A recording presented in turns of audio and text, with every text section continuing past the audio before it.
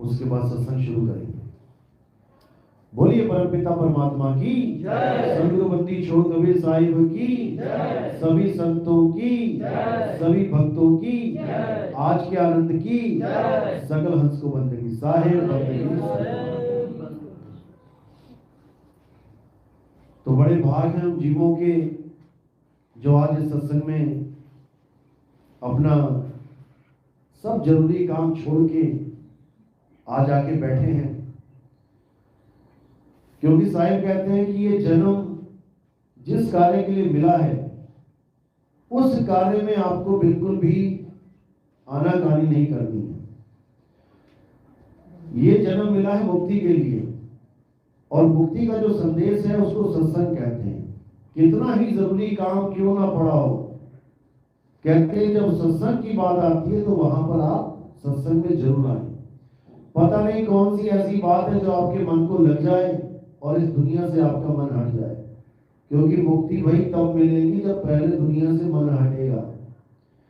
दुनिया से मन नहीं हटा तो भूल जाना कि मुक्ति मिलेगी। इसीलिए बार बार साहिब समझाते हैं कि जिस देश में तुम आनंद ले रहे हो, क्योंकि इस देश में भी बहुत से इंतजाम है आनंद के, एक इंतजाम नहीं है।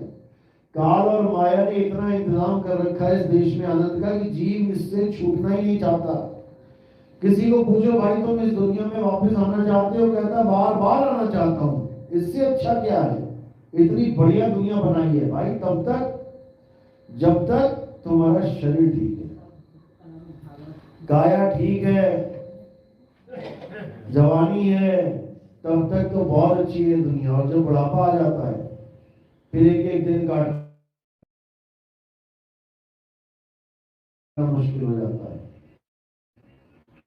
तो ये झूठी दुनिया झूठे आनंद का सागर है, झूठे आनंद का सागर है। ये कितना ही गोता मार दो मन नहीं भरता। लेकिन साहिब कहते हैं जो सत्संग से जुड़ जाते हैं फिर उनको यहाँ पर रहना ऐसे लगता है मानो जेल में बैठे हैं।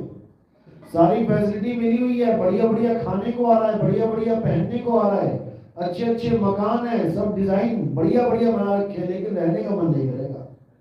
दिन रात बढ़िया बना रखे, लेकिन रहने का मन नहीं करेगा। दिन रात यही लगा रहता है कि अब जाएं अब जाएं अब निकले यहाँ से, क्योंकि नहीं रहना है। रहना नहीं देश बेगाना है, बेगाने देश में क्या मन लगा के बैठेंगे। ये धरती कागज की पुड़िया, अभी देखो कितना अच्छा लगता है, यहाँ बिल्डिंग बना ले वहां बिल्डिंग बना ले, अभी 40 दिन लगातार बारिश हो जाए अभी पैर रखने को जगह ना मिलेगी तुम्हें। अखबार देखा ना सुबह का कड़कड़ाता अखबार, और उसको बाल्टी में डाल दो एक बार पानी से भरी बाल्टी में, एक ही पल में क्या हो जाता है, चिथड़े चिथड़े हो जाएगा वो। ऐसे ही ये संसार है, देखने में लग रहा है ठोस है, मिट्टी बढ़िया एकदम बहुत ऊंची ऊंची बिल्डिंग बन जाएगी, लगातार 40 दिन बरसात हो जाए तो पैर रखने को जमीन ना मिले धरती पे, सारी धरती पानी में घुल जाएगी। रहना नहीं देश बेगाना है, ये धरती कागज की पुड़िया, बूंद पड़े घुल जाना है। यह धरती यह संसार झाड़े और झाकड़, उलझ पुलझ मर जाना है।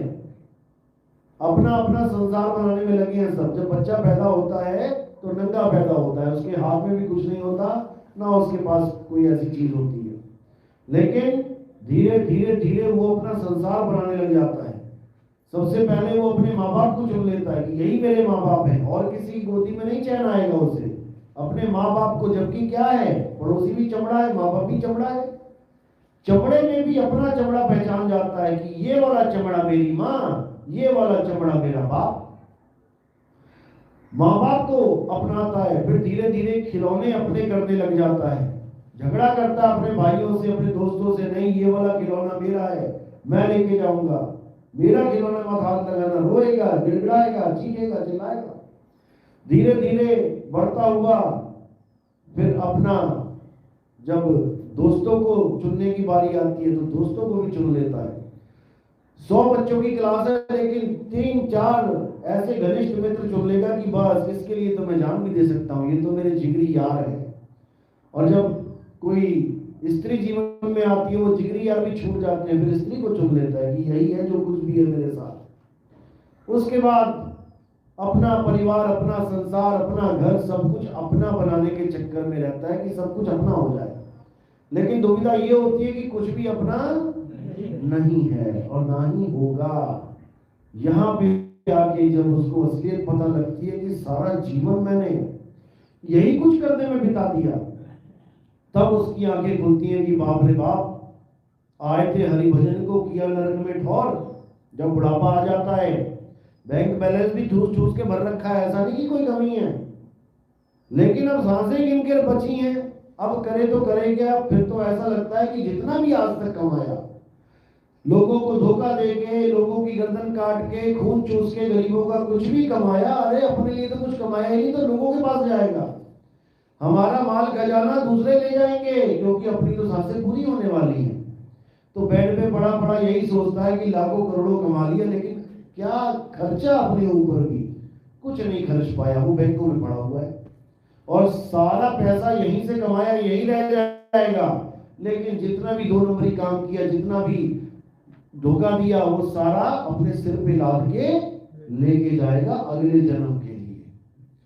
अब सारा पैसा गरीबों से कमाया इस लोक में और यहीं छोड़ दिया इसी लोक में, लेके नहीं गया, लेकिन अगले जन्म में महा दुख, बीमारियां, गरीबी झेलना पड़ेगा।